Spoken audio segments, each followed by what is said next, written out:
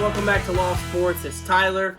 So, recapping the Purdue Notre Dame game, Irish arguably play their best game of the season. Granted, we're only 3 games in, but when you think about it, we're also already 25% of the way done with the season. Crazy how fast football season goes by, but it is what it is. So, arguably, Purdue was the best team we've played to this point. I think Purdue would beat Florida State and Toledo if they played tomorrow. And the Irish played their best game of the year so far. So I was impressed with the defense's effort. They held Purdue down. They got stops when they needed to. And they forced turnovers. They got pressure on the quarterback. We did give up some big plays, but ultimately the defense, I felt like it was trending in the right direction.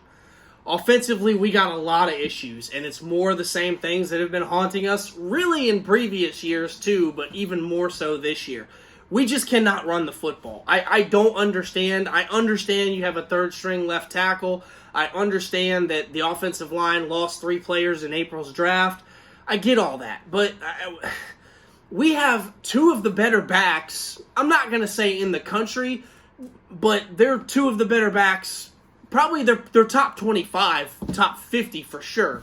I mean, Kyron Williams is not a home run hitter, but he runs hard, he runs downhill, and he has some speed, and Chris Tyree is as fast as anybody when he gets in the open field. We just can't create holes to run for. So the offense is Tommy Rees is trying to call plays, these little misdirections, these sweeps to get him on the edge, and it's just not there because nobody can block.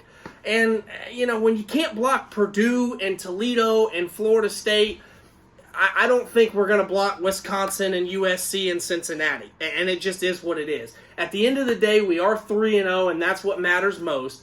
But now this next 3-game stretch could define our season. We play 3 teams that are or just were ranked in the top 20. Virginia Tech fell out of the rankings after losing to West Virginia. But I'm just not happy with the Purdue game. Jack Cohn was inaccurate. He looked scared, and when he did make a good throw, Lindsey dropped the freaking ball. And when he did, he either didn't have time, or when he did, he overthrew somebody. Just offensively, we look challenged. It looks like everything is a struggle. 3rd and 1, we have to throw. If Michael Mayer can't get open on 3rd down, Jack Cohn is clueless as to what to do. He refuses to take off and run. So I'm at the point where if we lose to Wisconsin, which I'll touch on in a minute, I think you got to make a decision if you're Brian Kelly. Do you stick with Jack Cohn and try to win 9 games, or do you put Tyler Buckner in and let him take his beatings and go 7-5, but look to next year and try to build on next year? And I'm kind of thinking the latter might be the play. I mean, as a fan, you want to win every game now, but this is almost a Major League Baseball mentality where we got these players that we can't re-sign at the end of the year. We're a small market team. I'm using my Kansas City Royals as an example here.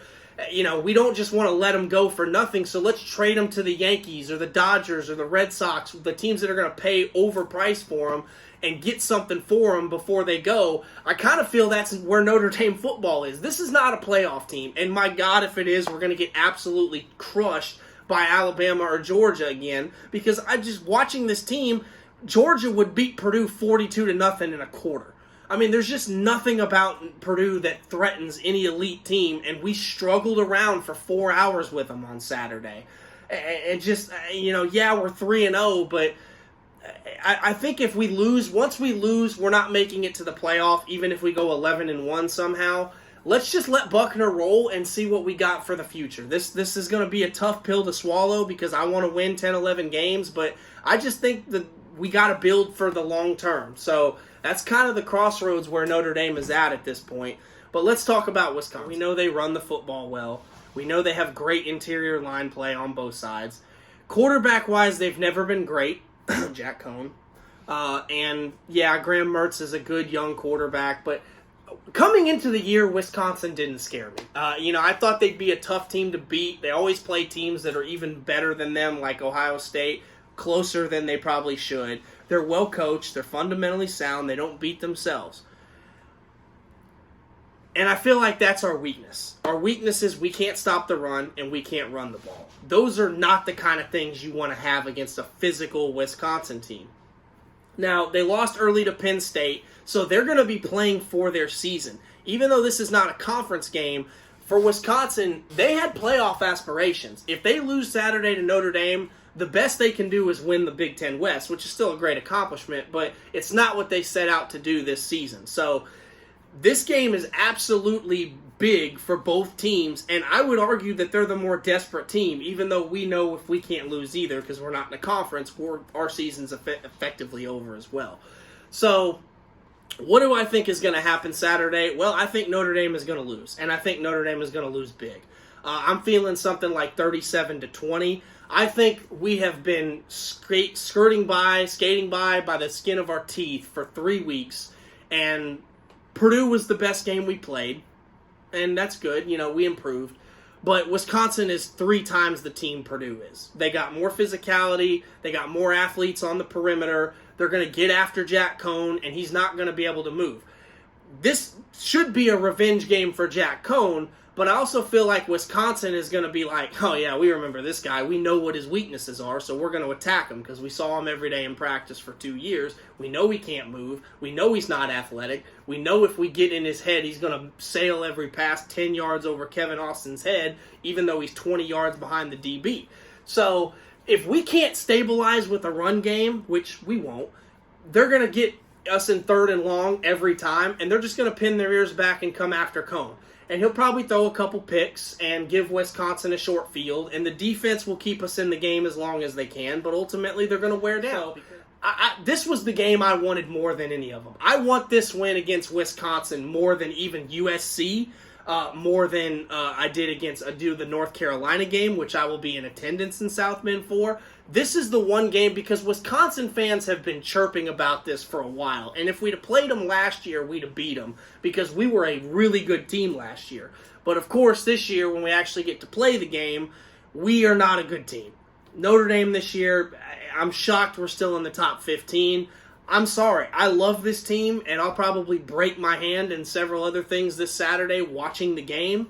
But unfortunately, I just don't think this year's Notre Dame team is where it's been the last few seasons. And this is probably the worst team we've had since the 2016 team that went 4-8. Now, I don't think we're that bad, but there's signs of that team is relevant again. We're just not physical enough. We make too many dumb penalties and mistakes. The quarterback play is just too suspect. And I didn't think I'd be saying that we'd be missing Ian Book, but Ian Book wasn't a great player. He missed a lot of throws, but he at least made things happen when the play broke down. And I just don't feel like Cohn gives us that, which is why if we lose on Saturday and if we lose handily, we can kiss the playoff goodbye. Let's just let Tyler run this thing. Let's give him the keys to the car. Let's let him drive around the neighborhood for the rest of the season and ding and dent the trash cans before we put him on the interstate and have him going 80 miles an hour up against semis and big-time cars and everybody that's been driving around for several years.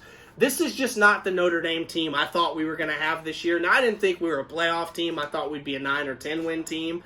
But I'm hopeful that I'm wrong. I'm hoping that somehow Notre Dame comes out, looks like a competent football team again on Saturday, and maybe Wisconsin's not as big and bad as I'm giving them credit for, but at the end of the day, we'll only find out when the game is played. So I'm picking the Badgers 37-20. I think this is the game where it all unravels. All of Notre Dame's weaknesses are exploited, and this is the kind of game that, quite frankly, Coach Kelly is notorious for losing. Big game, not a home game, not a road game either, but neutral site. There'll probably be a lot of Wisconsin fans there, if not more than half, because trust me, they want this game more. Whenever a team plays Notre Dame, like Georgia did, that doesn't play them constantly, they want to win that game because everybody likes to spit in our face and say, oh, we told you Notre Dame was no good, and then we played them and we kicked the crap out of them. So I hope I'm wrong about this, but I don't have a good feeling about Saturday, guys. So we'll see where we're at when I do next week's video. And for some reason, I feel like we can beat Cincinnati, but I feel like we're going to have to lose to Wisconsin and able to do that. It's a weird feeling because I think Cincinnati's a better team than Wisconsin, but I don't know. I just feel like Wisconsin is going to exploit our weaknesses more than Cincinnati can. So, but we'll see where we're at next week. We'll talk about Cincinnati when that game is next. But for now, this is Tyler with Loft Sports signing off. Go Irish.